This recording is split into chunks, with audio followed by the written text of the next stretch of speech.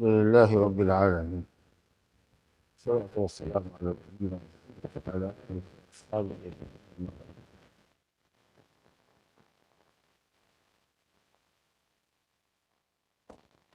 وعنه عن ابن عباس رضي الله عنه قال سمعت رسول الله صلى الله عليه وسلم يخطب يقول: لا يخطبن رجل بامرأة إلا ومعها ذو محرم، ولا تصافح المرأة إلا مع ذي محرم.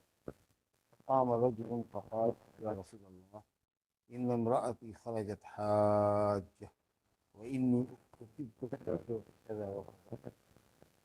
قال: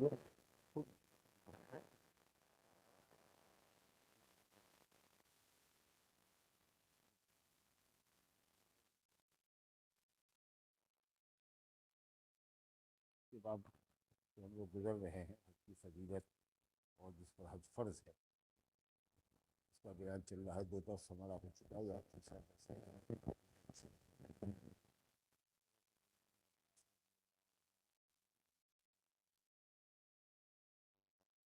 ان سے روایت ہے. وہ کہتے ہیں کہ میں نے رسول اللہ صلی اللہ علیہ وسلم کو خطبہ دیتے ہوئے سنا. آپ فرما رہے تھے خطبہ میں آپ نے فرمایا اسی بات کے لیے خطبہ دینا اس بات کی اہمیت اور اس کے مقام اور مرتبے کو واضح کرتا ہے. معاملہ ایسا تھا کہ نبی صلی اللہ علیہ وسلم نے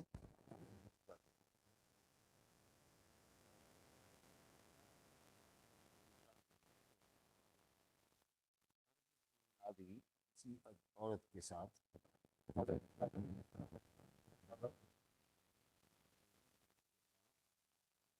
محرم کوئی بھی آدمی رجل سے مراد ہے بالغ، کوئی بھی اجنبی بالغ مرد کسی بھی امرأہ من بالغ اجنبیہ عورت سے تنہائی میں نہ کرے.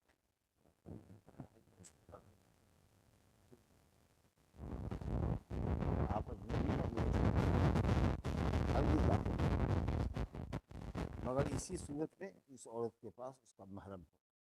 ایسا کوئی رشتہ دار ہو اس کے پاس جس کا رشتہ کرنا جس کا شادی کرنا اس عورت سے ہمیں شکریہ اس کو محرم ہے. اس باپ ہو، بھائی ہو، دادا ہو، اس سے عورت کا رشتہ ہمیشہ کے لیے حرام ہوتا ہے جب تک ایسا کوئی آدمی اس عورت کے پاس نہ ہو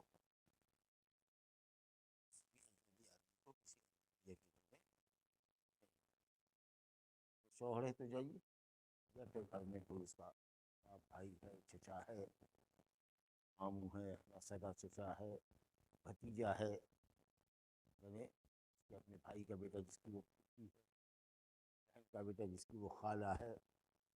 ایسی عورتیں یا ایسا مرد جس کے لیے اس عورت سے شادی کرنا ہمیشہ کے لیے حرام اس کو، کیونکہ ایک اجنبی مرد ایک اجنبی عورت اگر اکٹھا ہوں گے تنہائی میں تو تیسرا وہاں شیطان ہوتا ہے.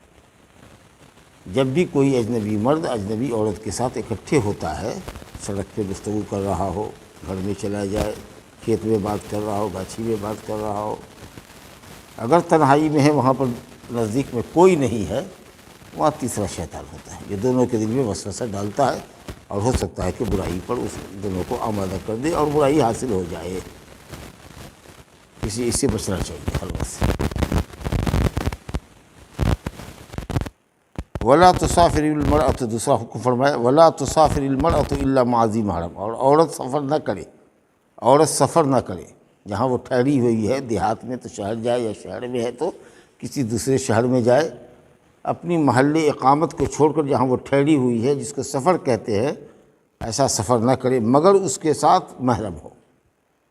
شوہر جا رہا ہے تو ٹھیک شوہر جائے، اور نہیں تو اس کا محرم جائے. بھابھی کے ساتھ جا رہا ہے دیور بھابھی کو دلی لے کے جا رہا ہے، لا حول ولا قوت الا باللہ. سمجھا کہ نہیں؟ دوست لے کے جا رہا ہے، حق تو یہ ہے کہ دوست لے کے جا رہا ہے. شوہر کا دوست آیا ہے شوہر کی بیوی کو لے کے، کس قدر بغیرتی ہے.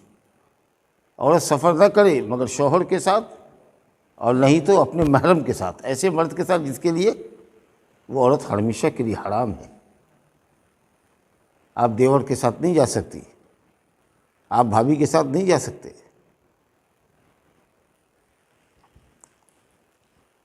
اور جو محرم جا رہا ہے اس کے ساتھ وہ عاقل ہو، بالغ ہو۔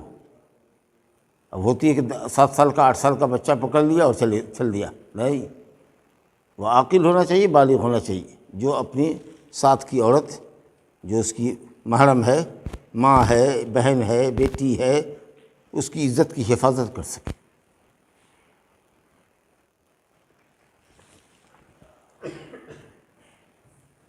فقام رجل، جب یہ بات آپ فرما رہے تھے خطبے میں تو حاضرین مجلس میں سے ایک شخص نے کھڑے ہو کر کہا، یا رسول اللہ، میری بیوی حج کو جا رہی ہے یا حج کو نکلی ہے، اور میں فلاں غزوے میں یعنی فلاں جنگ میں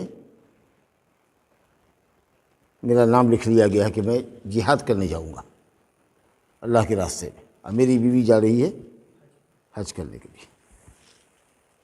کتنا بڑا ثواب ہے حج کا، کتنے بڑے مہم پہ وہ شخص جا رہا ہے۔ آپ نے فرمایا انطلق، نام یہاں سے کٹا لو، حج سے جاؤ، بیوی کے ساتھ جا کر حج کرو، فحج مع امرتک، اپنی بیوی کے ساتھ جا کر حج کرو، اس کو اکیلے نہ جانے دو، بغیر شوہر کیا محرم کے نہیں جانے۔ یہ نہیں پوچھا کہ بیوی تمہاری جوان ہے کہ بوڑھی، حسین ہے کہ بدصورت، عورتوں کی جماعت میں جا رہی ہے، امن کی حالت ہے کہ خوف کی حالت ہے، کچھ نہیں پوچھا۔ آپ نے کہا نہیں، عورت کے ساتھ اس کا شوہر جائے یا کوئی محرم جائے، سمجھا؟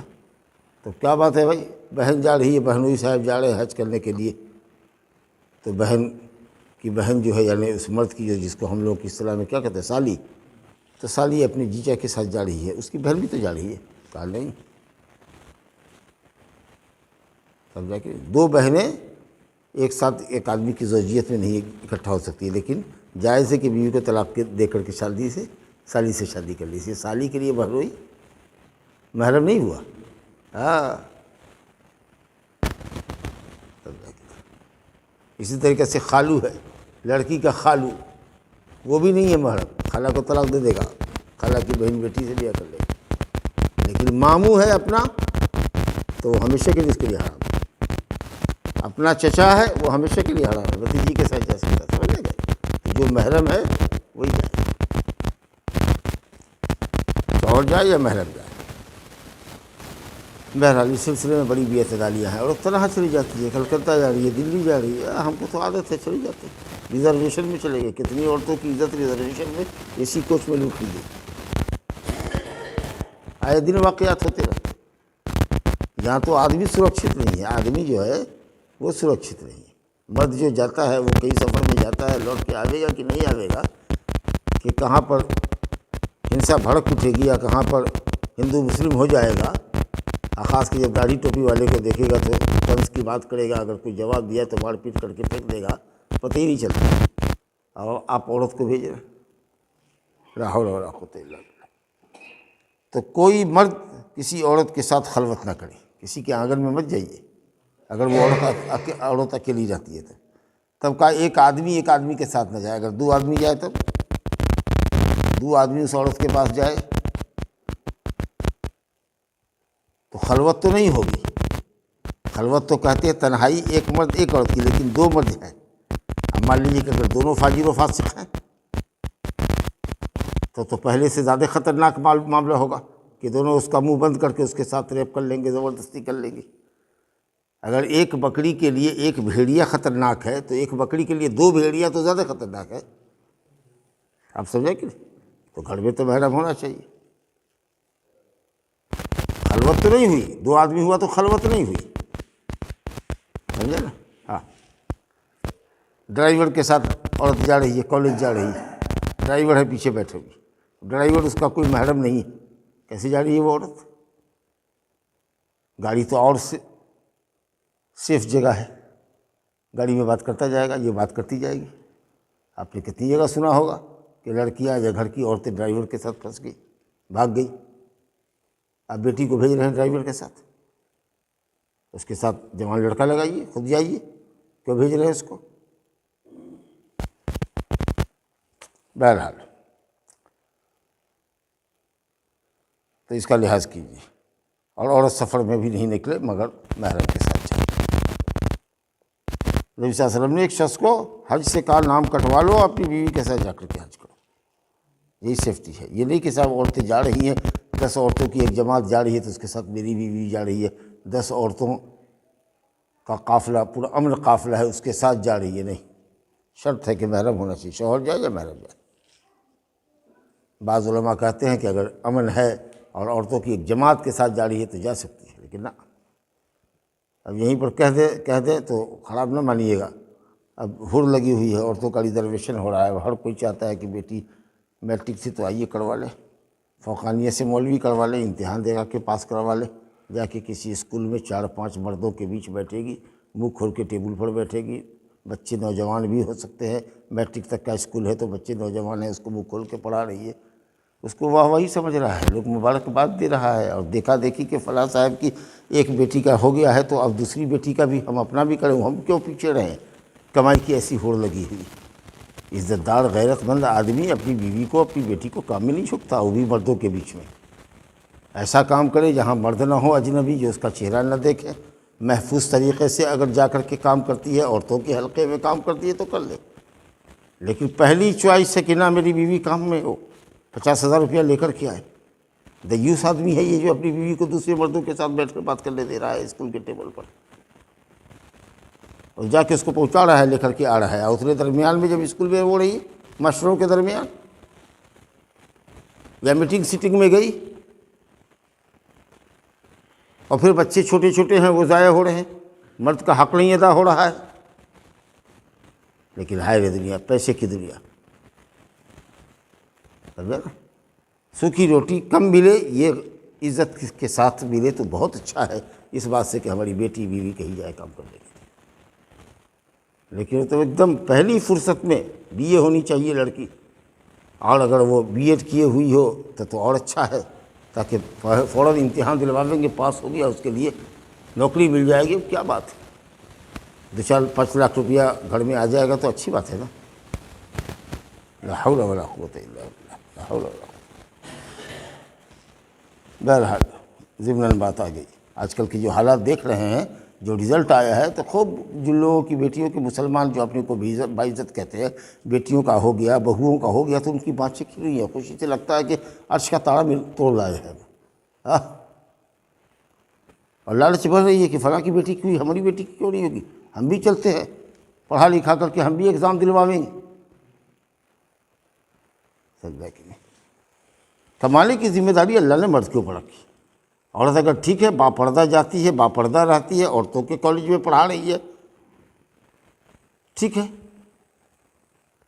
لیکن اگر ایسا معاملہ ہے کہ مخلوط ماحول ہے، مرد عورت دونوں کا مخلوط ماحول ہے، تو ہرگز ایسی جگہ پر بھیجنا جائز نہیں ہے، شرعاً جائز نہیں ہے۔ الا حل بلغت، میں نے بات آپ کو پہنچا دی ہے، آپ جانیے، آپ کا کام جانیے۔ حضرت عبداللہ بن عباس، یہ بخاری مسلم کی روایت تھی جو آپ کے سامنے پڑھی گئی، صحیح مسلم کے الفاظ تھے۔ دوسری حدیث دیکھیے، حضرت عبداللہ بن عباس ہی سے مروی ہے کہ بے شک نبی صلی اللہ علیہ وسلم نے حجۃ الوداع میں سنا ایک شخص کو، جو آپ کا حج تھا سن 10 ہجری کا، اس کے بعد ہی چند مہینوں کے بعد آپ کا انتقال ہوا ہے، تو ایک شخص سے سنا کہتے ہوئے لبیک ان شبرمہ، ایک آدمی ہے وہ کہہ رہا ہے کہ لبیک شبرمہ کی طرف سے لبیک، اے اللہ میں حاضر ہوں حج کرنے کے لیے، کس کی طرف سے؟ شبرمہ کی طرف سے، یعنی دوسرے کی طرف سے حج کر رہا ہے، حج بدل کر رہا ہے، حج بدل کر رہا ہے، دوسرے کی نیابت کر رہا ہے۔ تو اگر کوئی کسی کی طرف سے حج کرتا ہو تو اس کی طرف سے لبیک کہے گا، لبیک ان شبرمہ، لبیک عمرتن ان شبرمہ، ان فلاں، ان حیدر علی، اے اللہ میں حاضر ہوں عمرے کی نیت سے حیدر علی کی طرف سے، نام لینا پڑے گا۔ اگر کسی عورت کی طرف سے جا رہے ہو تو کہو کہ ان رقیہ بنت فلاں، رقیہ بنت فلاں کی طرف سے لبیک، ان رقیہ بنت فلاں کی طرف سے لبیک عمرتن۔ اگر نام لینے میں خجالت اور ندامت محسوس ہو رہی ہے تو کہہ دیجیے اللہ لبیک اس شخص کی طرف سے جس نے مجھ کو نائب بنا کے بھیجا ہے۔ تو بہرحال آپ نے سنا اس سفر میں کہ ایک آدمی کہہ رہا ہے لبیک ان شبرمہ، شبرمہ کی طرف سے لبیک، یعنی میں حج کر رہا ہوں ان کی طرف سے، شبرمہ کی طرف سے۔ تو نبی صلی اللہ علیہ وسلم نے پوچھا من شبرمہ، شبرمہ کون ہے جس کی طرف سے تم حج کر رہے ہو؟ یعنی تمہارا قریبی رشتہ دار ہے کہ دور کا رشتہ دار ہے؟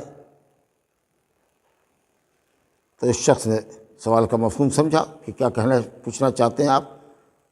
تو اس شخص نے کہا اخل لی اور قریب لی، دو میں سے کوئی ایک لفظ کہا. راوی کو شک ہے کہ وہ میرا بھائی ہے یا میرا کوئی قریبی رشتہ دار ہے. تو قریبی رشتہ دار کی طرف سے تم گویا کہ حج کر رہے ہو، اس کو ثواب پہنچا رہے ہو.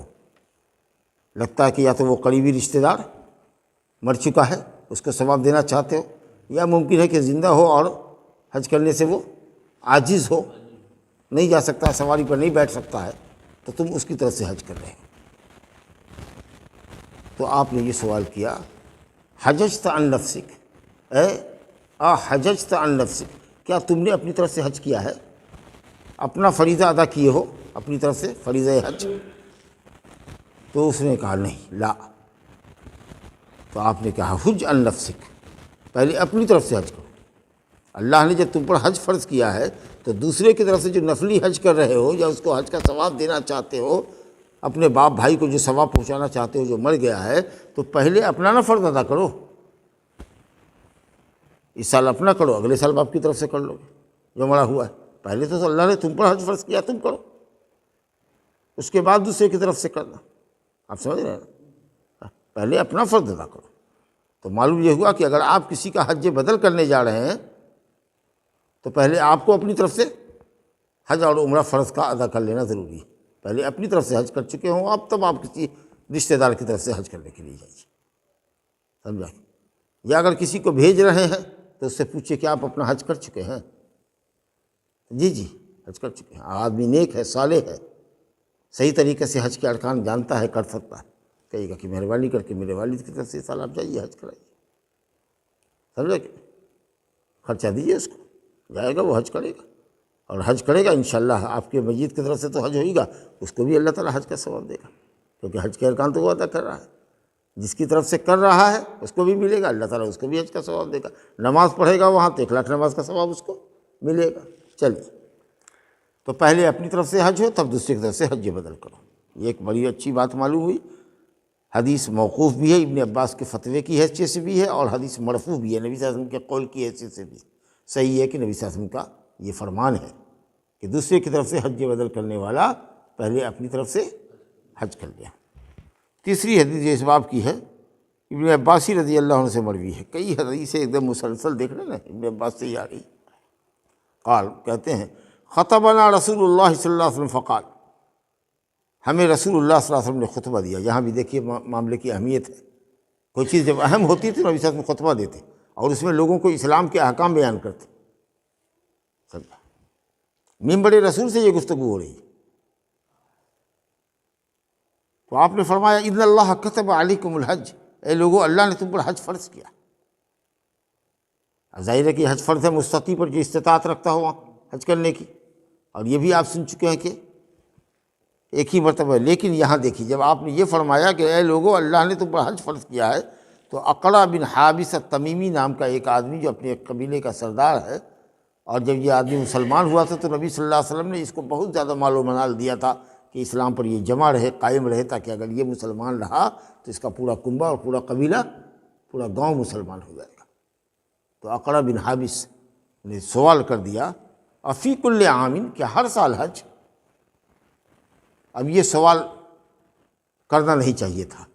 جب اللہ کے نبی نے کہا کہ اے لوگوں تم پر حج فرض ہے، تو ایک مرتبہ حج فرض ادا کر دیا، ہو گیا.